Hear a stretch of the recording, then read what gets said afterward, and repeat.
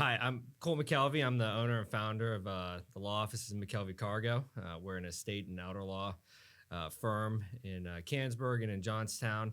We've been in business for close to 8 years now, and I'm here with Ethan Stewart, the owner and the principal of Centennial Financial Group, located in Johnstown, Pennsylvania. Ethan and I have known each other for close to a decade now, and he's a certified financial planner. You've been doing that for a number of years now, that type of stuff. So investments, retirement planning, business succession, I know you're pretty passionate about that. So why don't you tell us a little bit about that and what you do? Yeah, thank you for having me on, Colt. This is going to be fun today. Like Colt mentioned, I'm Ethan Stewart. I own Centennial Financial Group.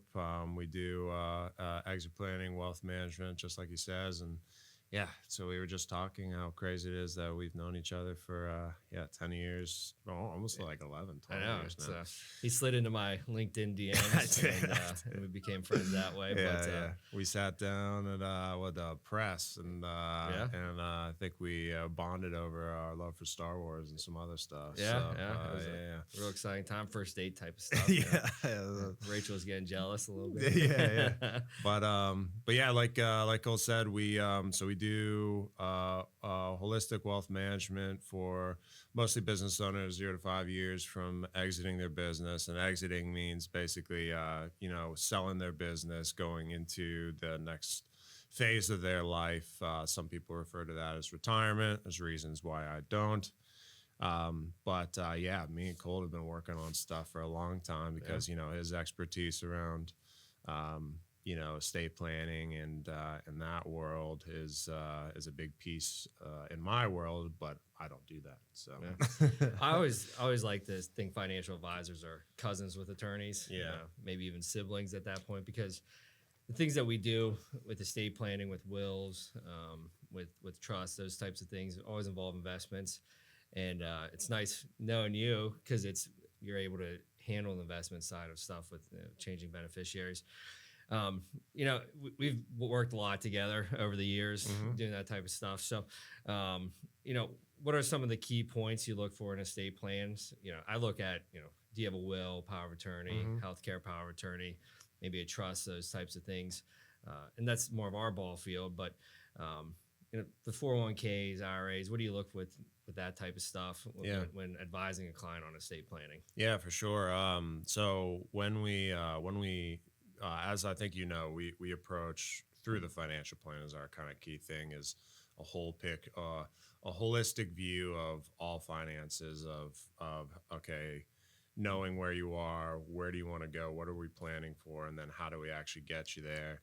And our philosophy is that we try to do a little bit of everything through that financial plan, and part of that everything is estate planning, right? As we've come across a lot clients that don't realize or don't really think about the fact that if something were to happen to them, then they should have their affairs in order so that their loved ones they leave behind are taken care of the correct way. And as you know, that's the thing in estate plan can be very complicated, but it's all about doing it before you pass because, hey, here's the rumor that when you're no longer around, you don't really have a say in what happens with the money, So in financial planning, the key things we always go over is the essentials are will, like you said, making sure that, that your money is distributed the way you want to and not, like the state wants to. And beneficiaries, making sure like all your 401ks, IRAs, like you said, are named correctly. The other things I look out for past those essentials is, the other essential documentation. We have a whole list that we turn towards you for, and that's, POA, trust, if that comes into play, stuff like that. Those are very important. And what I usually look out for that is like, do they have hard assets? Like in a business owner world, when I work a lot with the business owners in the exit planning, usually trusts come into play a lot for either protection or if they have hard assets like real estate or a business, then, that's when I'm like, you got to talk with a good estate attorney to get your estate plan in order. Does tax planning come into play? Because, with the states, we the luxury of being in Pennsylvania, of the Pennsylvania inheritance tax. We're paying 4.5% to the most lineal descendants, so it's direct family, that type of stuff there. So that's like a big part of ours is, people always come in and say, hey, how do we avoid inheritance tax? There's not a lot of ways. Yeah. I assume tax planning is a big thing, but one of the things that is used a lot is gifting. And, that's one thing I find is people don't understand capital gains with gifting. Yeah. With people coming in and they gift their property away a lot of times, and they don't realize that their basis is the basis of who gave the gift. And so when they go to sell it, 10, 20 years down the road, they're getting hammered with large capital gains. And I assume you see a lot of that with, what you're doing and that type of stuff. Is that a big conversation you're having with clients? Taxes is a huge piece, man. When you talk with the client, like the easy question I ask them is, do you want to decide how much taxes you pay to the government, or do you want the government to decide how much taxes? And I think usually that's a pretty straightforward answer, but it's a huge piece. And again, this is where I usually turn towards you is like, how do we gift or not? Because I come across that a lot. This idea of they want to gift to avoid the tax, but you end up paying tax. Whereas if you just left it the right way to your loved one, they get that step up in basis, which is saving them a lot. So it's looking at those strategies that, that you come into play a lot. And we've been working exclusively together for a long time, and you've consistently bring a ton of value to clients. And I think one of the reasons we like working together is we have a very similar philosophy about wanting to take care of the clients the right way. What's your experience with family members? One of the big things with wills, but in particular power of attorneys, is you're appointing an agent to handle your financial and legal affairs. And a lot of times the client's asking, who should this be? And we recommend kids. Spouses obviously each other first, but kids a lot of times. Are you a big fan of that? Do you like seeing the kids involved? Is that a benefit to you down the road, or do you like to see maybe a third party or somebody that's not necessarily related to the person? That's a good question. I mean, I think it comes down to the family, right? Because as the way I like to put it, and I'm sure you put it the same way, is unfortunately money changes people especially when the people that give it are gone, and so that is a very important decision, but a difficult decision for them to make is like, who can we turn over that responsibility that will be responsible and won't just become another person. And I'm sure you've seen it, I've seen it, and I don't even do that, do the estate planning execution a lot, is how much people change around money, how much relationships can get messed up.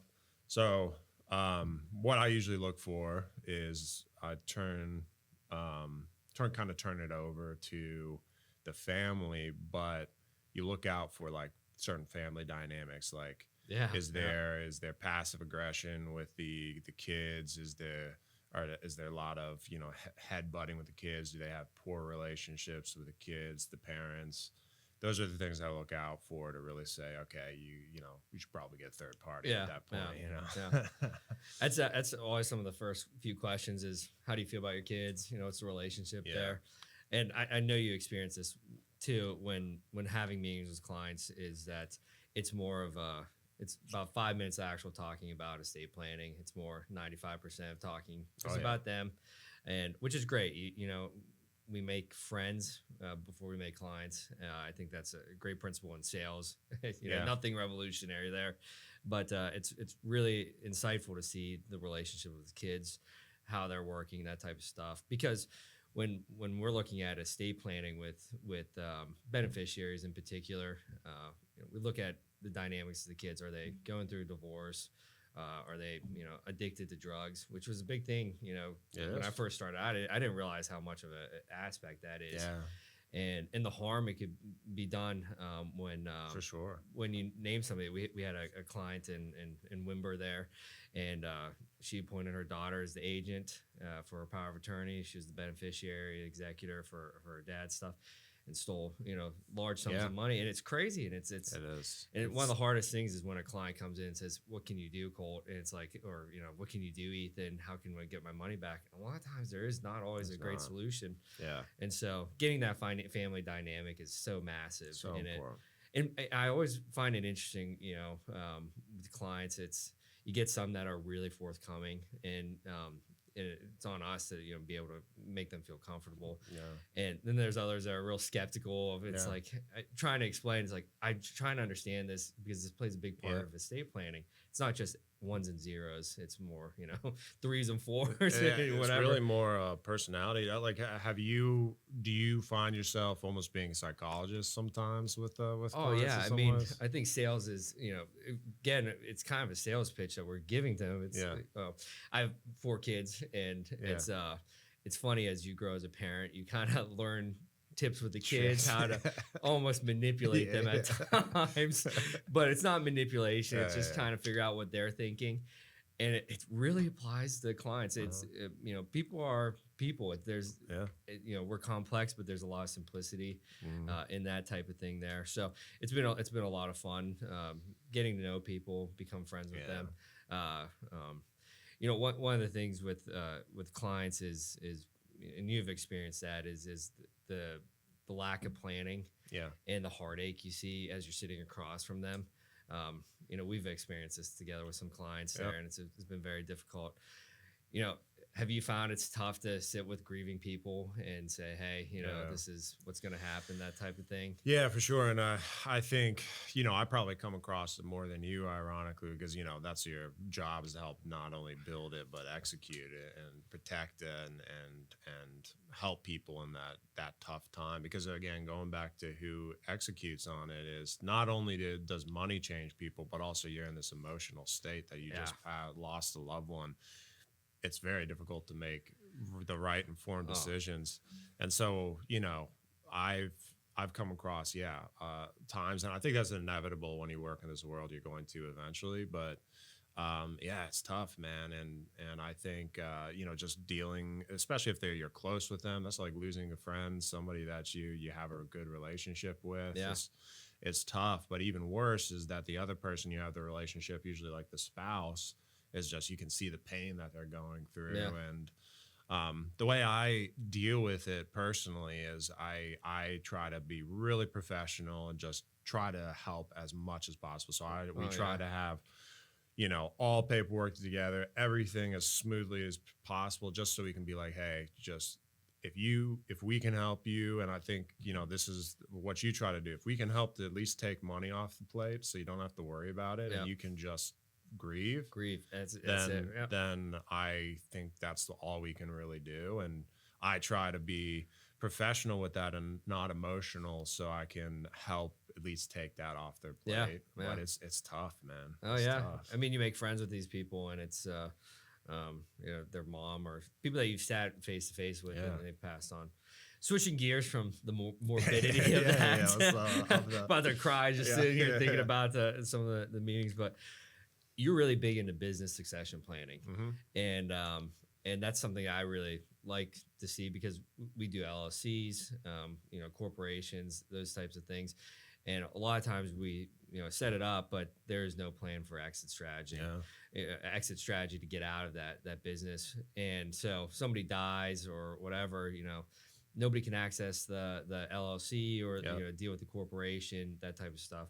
Tell us a little bit about what you do with that, because I know there's a lot there. How that process looks when you bring a client in and saying, "Hey, I have a business. What do I do with this? I want to get out." Yeah, it's huge. It's interesting. Business owners are a lot of fun to work with because of how much layers of dynamic and just personality there is. Usually strong personalities, and it's just a unique approach. And so there's always a layer of like, I built this, I just have I have my focus on building the business.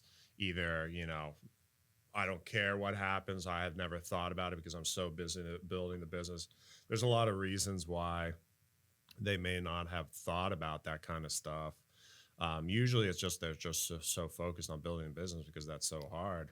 But that's where we need to come in and be like, you have to think about this, because one of in the methodology I use, there's we call them the 5 Ds of unexpected exits, unintentional exits. Yeah. And one of them is death. And what that means is like, if you die, your business just doesn't disappear necessarily. Yeah. There's something has to happen with it. And people don't realize that if you don't do anything and you have a business, especially a profitable big business, Yep. if you die and you don't have anything set up from an estate, it's like one of the worst scenarios you can be in, and the biggest headaches. I mean, you have a great personal story of your like with dad, when he passed, all the crap you had to go to. Yep. And I'm sure you've thought many times, like, well, I wish Ethan was around at this time. But not even that, but like if he had just done certain things, like I'm sure it would have helped. But yeah, that's why it's so important. Is man, that can I think the part of what I try to help with, and again, this is going back to relationships, and I think all professionals that work with clients can do this, is like helping them realize that estate planning isn't about you as much as it's about those that you leave behind. That's my line for every client. And I really do mean it. It's 100%. Like, look, hey, if you don't care, then all right, you don't care. Then don't do anything. But it's gonna cause them so much headache and so much pain. I've seen clients that are like, I'll just let them figure it out. Worst line is like, oh man, yeah, you could, but let's talk through what that's going to look like for a second. Sometimes you want to leave those clients alone and just let them go. It's real tough. Hey, maybe. I mean, there's truth to just if they don't, Well, I think I can definitely relate owning our own businesses and starting it. Before we started talking here, I just brought that up there. It's, we started from nothing, and the difficulty of building a client base and building it up. It is hard, and it's nice to be able to relate to, my dad, starting as a gas attendant in the Hill District in Pittsburgh to owning his own, oil company, and driving truck, doing that type of stuff. And I get it with my business. I started in Johnstown, and it's like, I remember sitting 2 kids at the home, one on the way, and I was like, man, I have no business coming in. I have one client. She's been great, but she doesn't pay the bills. I don't even charge her. And it's like those dark days, and then it builds up, and you get a lot better. And so it's easier to relate. And I think from our standpoint, it's easier for us to relate to, that 80-year-old, 60-year-old, so much whatever. easier. I think that's absolutely, it's easier. In fact, what I tell people, and I think that I truly believe this, is like, until you've built a business, you truly do not know actually what it's like. And so I think that's why we can empathize better with them, is we know the pains, we know the struggles, and it's a baby. It's your baby. It's so romantic too. It's like, I did this. It's awesome. It's satisfying. The other aspect too, I think, is really huge, is the people that you work with. You have great staff that I would love to poach from you. And like Christine and Larissa and just a great staff. And we have Dina, Jayla, and Aaron, and those people are, my friends, and we have relationships with them, and you're caring for them too, and their livelihood, and there's a level of that too. Is like coming into leaving your businesses. What happens to Dina? What happens to Aaron? Yeah, exactly. Well, it's going back to what you were saying about planning for passing that on, is because that's why it's so difficult to transition if you don't do anything, is because there's all those complexities built in through the business, people, the client base, the business itself. It's one of the more complex assets you can have. And so if you don't plan accordingly and do the right estate planning around it, then that can be a business killer, and B, the people inheriting it will not get nearly as much value as they could if you just do a little bit of planning, and that's why it's just one of the many reasons why it's so important. So switching gears again a little bit here, with investing. So I do have my Series 7 66. I'm just as good as you. I'm just kidding. I don't do any investing, but well, we'll see. One of the things with investing is putting your money into certain types of stocks, mutual funds, ESG, I think is what it might be called there. Faith-based investing. My position on Christianity and faith, and that stuff's very important to me. But you offer all that at Centennial. Like you can buy any type of mutual fund, do those types of things. So like somebody that comes in and say, "Hey, I'm passionate about saving the trees in Canada," Yeah. and or whatever. I don't know. I'm not a big tree Yeah. saver, Yeah, but yeah, I can tell. Yeah. but I know you're passionate about animals. Yeah. And I love animals too. We had Yeah, I know you horses, do. animals, Yeah, and our little Theo Yeah, little and Theo, yeah. and stuff.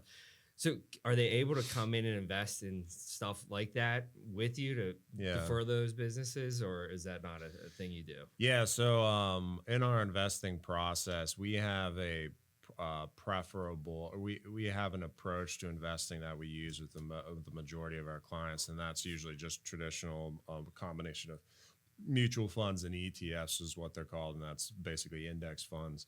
We combine those to match a portfolio to our clients, and then once we have that customized portfolio with them, we then monitor on an ongoing basis to make sure it does what it's supposed to do, it's performing well, and making sure the investments are still solid. Yeah. And one of those things, to your point, is ESG. We do have what's called an ESG portfolio, and that's environmental, social, and governmental. That is the closest thing to investing ethically out there right now. Yeah. How deep do we want to go into that? I see advertisements again. Yeah. We run in our own circles, and one of the big things I see is this idea that you can invest in things you're passionate about. Whether they're good investments or not, I'm not sure. I just it's a curious shift in the how investing looks, because you used to go just throw it in a Vanguard index fund, do those types of things, but just people that are passionate about because when we do wills, they're like, hey, we'd like to leave 20% to the ASPCA or something like that. And we see that side of it, but investing wise, where they can go. So I think the giving piece of estate planning, especially, is super important conversation to have. And so actually, when I talk with clients, well, I'm going to answer this question in two things, because I'm going to get into it because I love talking about this. So I'm going to put it out there. Okay. But first off, I'm going to answer that. We're going to have a debate here. Yeah, no, it's not debate, but we're going to go into some stuff. First thing I'm going to say is that I like using, when I talk with clients, I ask them the question, what kind of legacy do you want to leave, as opposed to how do you want to leave your money behind? Because that terminology shifts their mindset to who am I leaving behind? Not just who I'm leaving behind to, but what do I want my money to do for me when I pass away? Go somewhere. It goes somewhere. Goes Uncle Sam, maybe. And so why I do that is legacy may not necessarily be leave the kids. It might be to maybe there's charity that they want to give to. Maybe they care about animals. Maybe they care about something else. But the key is, like you said, it goes somewhere. So they need to decide on where it goes. Yeah. So I think that's important. Now, in terms of the investment while they're living, so I'm going to get into the weeds a little bit, because this is I think an important thing to be aware of, and I'm happy to talk about it. Yeah. So first, understanding what a mutual fund and exchange traded fund, ETF, is it's basically a pool of money from a bunch of different investors that are put together, and then that money is taken by a professional manager, which is called the money manager for a mutual fund. And then they go out and they pick and choose the stocks, bonds, whatever it is, depending on what type of fund you're in. Yeah, almost like a grocery bag putting the groceries in it. Exactly. And so an ESG fund is a fund that the money manager is tasked to go out and buy companies that meet this certain quote unquote ESG criteria, this environmental criteria. Yeah. What does ESG stand for? Environmental, social, and governmental. Okay. So this is the catch, okay? So the short answer is why I said it's the closest thing we have to sustainable investments is because, to put it into perspective, there are ESG funds that, again, if you're thinking it's sustainable, there are ESG funds that own like oil and gas companies, okay? And that's because they might fall under the social or governmental category of ESG, but not necessarily sustainable. So my point is that ESG might be close, but you need to look at what they're investing into. And so, because it might not actually be just environmental. And also, the problem with it is that there's no standardized there's no standardized criteria of what makes an ESG. So they're not saying A, B, and C. No, makes this every an ESG. company that does it, like a Has their Vanguard, own. Fidelity, or I don't know if we can say these companies. I don't know, but my point is, these big investment companies, they can define what their ESG is at any time. It's really interesting. So there's no standardized option of, hey, this company is what we would consider a sustainable investment. So for people that are looking to put their money into something that's sustainable, they need to be careful about which ESG that they do. So in our process, we vet that. We look at the funds to make sure that they actually are somewhat legit, as close as we can. But the other thing about this field is that these mutual funds oftentimes, and these kind of specialized mutual funds, are oftentimes put out not because it's an investment opportunity, but because it's a marketing opportunity. And so they put these mutual funds out there for this specific purpose, like ESG is an example, faith-based is another one, that there's people that want this, certain criteria thing. They build it, call it what they want to satisfy it, and then they charge extra fees because they justify it through expertise around the space, right? Yeah. And sometimes it's worth it. Sometimes it's not. But the point is that it's not always as straightforward as it seems. And so it's very important that if and when you choose these type of investments, and we do that as well, that you look through that stuff. Yeah. Because so my point is, ESG is a start, but until we get that standardized breakdown of what sustainable is, it's not quite the same. It's not as clean. Same with faith-based. Well, faith-based is pretty more straightforward because they eliminate certain categories, certain industries. Yeah. Yep. And another thing about these investments is that, and this is what I talk to about the clients, you have to understand that oftentimes, because they're saying no to investments, those investments they say no to could potentially be very good ones. So you have to be understanding that because you're willing to say no to certain things, your investment return may not be as good. Yep. But again, that's kind of the premium you pay for walking a certain path. And that's fine. Again, as a client, it's just, you need to, as a professional, you need to make sure that your client's aware. And as a client, you need to be aware of that. And as long as everyone's on the same page, you make the decisions that you want to. You know? But it's an interesting space right now. It's still relatively new. Well, it's new to me. Especially the faith-based investing. They have their sheet of, some people are pacifists. They don't like war. So like Lockheed Martin might not be, or Northrop Grumman. Right. They might not like pornography. They want to do that. And it's interesting. It's as an attorney, I sit there and I'm skeptical of everything. Maybe that's just my nature, but I sit there and you can trace money to something that is never good anyway. My view is there's it leads to something not savory, maybe evil. I don't know, that type of stuff. So and what's interesting though is that people are. It's showing that people are wanting more out of their money, and they want to start aligning what they care about with their money. You should, if your beliefs are your beliefs, you should adhere to them. It's an interesting space. It's something that when I first started getting into advising, it was kind of a newer thing then. And really had a hard time, kind of figuring out what we were talking about. That everybody's ESG, and that type of because stuff. Here's the deal, man. Is like you're saying some things are evil, some things are good, but the thing is, money is just a tool, right? So money is not evil or good. Money is just money. Money is what people use tools for wrong, and people use tools for good. It's how you use it. So. It's kind of your choice on what you want to do with it, Yeah, that's something everybody has to make their decisions there. So, so I know we work on a lot of clients, and we're actually coming. We run across different clients at different capacities. The latest one is that we have one that we're working on that's with Parkinson's, but one that I come up across a lot, and I love your thoughts on is. What if they have dementia and they can't make decisions for themselves, or just that? Talk about a tough world of not only the person with it, but also the people around them. How do you navigate that from an estate planning standpoint? Not well. Just maybe I'd try my best. Tony Lynn is very good. She's my partner there. She does a lot of this work, but For me, it starts with discussing power of attorney, making sure there's a power of attorney in place. I cannot emphasize this enough. When we do estate planning, everybody wants to talk about the will.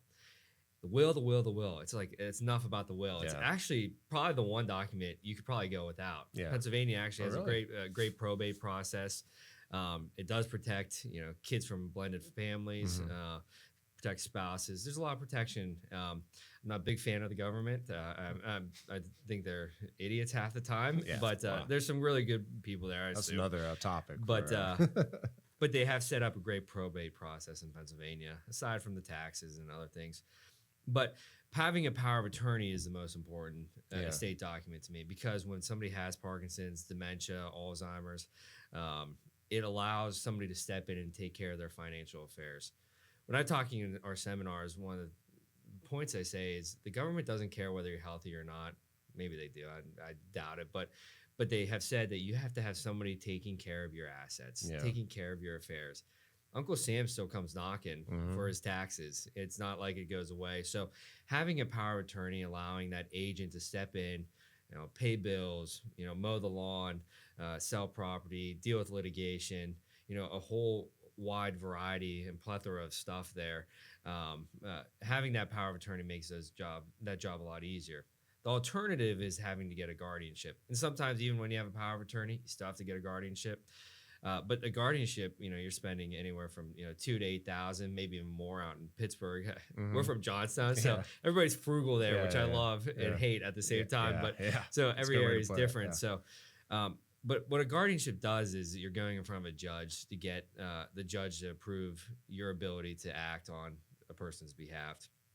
And Tony Lynn does a great job with her guardianships. She's our point of contact with that. She's much prettier and better at that anyway than I'll ever be, but she's teaching me slowly. But we try to avoid this guardianship process. We don't like getting the courts involved. Not that they do a bad job most of the time, that you get the outcome you'd like. Maybe not in every criminal defense matter, but in guardianships generally. And so having a power of attorney can avoid the guardianship process, which is huge, all about saving money. Another thing we like to use is special needs trust. There's different ones. There's a first party and a third party. And actually, you're going through this with Tony Lynn right now for a client. Working on it, yeah. It tells you how much we work with financial advisors. Yeah. And setting up these different types of trusts, there's heavy regulation with it, rules that would have to be followed. But those trusts serve a great purpose, allows them to qualify for certain benefits that they might otherwise not be able to get if they had so much assets, so many assets, or so much income. And so these trusts serve a great purpose with the people with special needs. You use things like ABLE accounts, other things like that. So trusts are a big part of this type of thing with people with disabilities, doing those types of things there. It's unique to every person. It's just as the disease is unique to that person and the effects there. The plan is very unique there.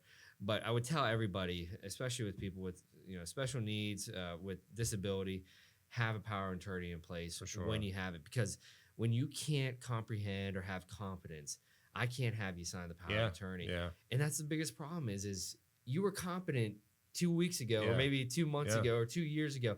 And it's instead of paying thousands of dollars for a court process, you could have paid me $200. Yeah. Whatever, wherever that's not my fees. Yeah. But whatever they could be at the time. And it's a lifetime of headache, heartache, and that type of stuff. So those are kind of steps we take with special needs, with disability, that type of stuff. My grandmother, she was completely blind. Having that stuff put in place for her was a big help. When mom and dad passed away, Yeah.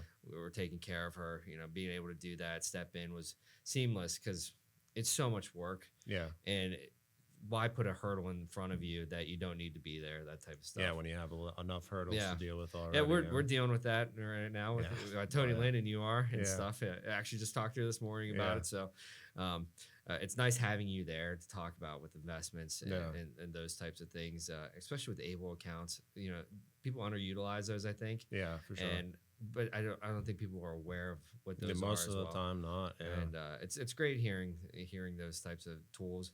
the government does allow us to have some nice things Yeah, and once in a that type while. of stuff. Yeah. So that's kind of how I handle it. That's, do it.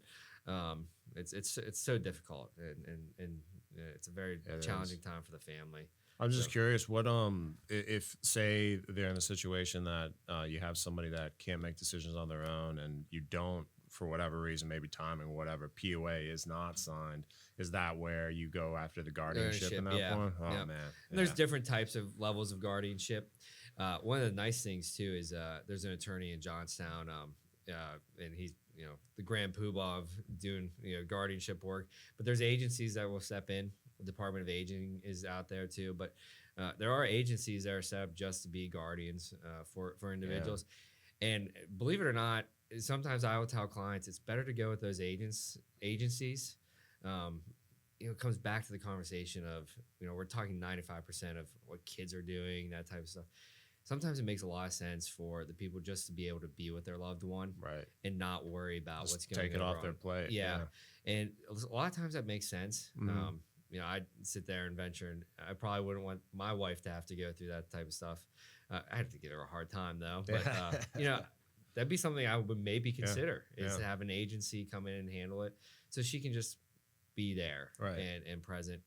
That's one of the toughest things in what we do is people get sucked in by money, but they lose focus of what's really going on. They miss the grieving process.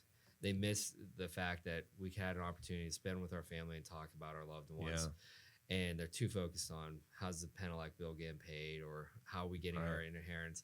And it affects them later down the road. You see it down the road. They have a realization, I shouldn't have been so greedy. I shouldn't have been so willing to burn bridges with my entire families. I've seen families burn entire relationships over gemstones in a house. Yeah, It's dude. insane. Yeah, It's like it this is. stuff is momentary. Your relationship is way more important. So It is, and that's what we were talking about earlier. Is like money is just a tool, and it's how you use it that matters. And to me, and what I try to tell my clients is money.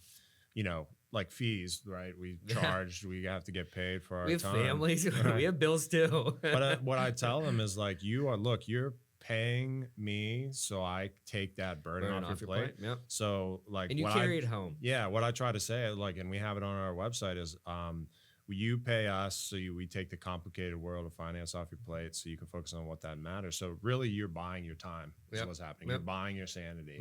And that's what I think we need to stress to them is like, if you don't do that stuff, then they're gonna have a lot of issues going on. Yeah, I love that. That's it's a crazy thing that we're in. I think about it at length. It's just you carry it home with you. Those people, their problems become your problems. Yeah.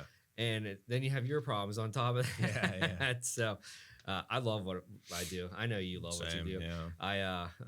I joke with people. I said Ethan's the guy I talk to. He cares about what you do. Yeah. You as well. And I think that's why we work well together, is because we both actually care. Yeah. It's fun talking about things you're passionate about. Yeah. I like talking about football and that type of stuff, but you can always tell passion level when you're talking to somebody and they talk about those things. Like we talk about with estate planning and outlaw just casually and that type of stuff, golf and that type of things. Yeah, we'll go on for a while. It's real exciting, but yeah. Well, appreciate you coming on, and it was a lot of fun. Appreciate the time. That was a lot of fun. Yeah. It's always fun to riff with you and talk about these things, and I think it's important to put it out there too. Yeah. Well, hopefully get together here again soon and have some more intense conversations moving forward. Yeah, sounds good. Yeah.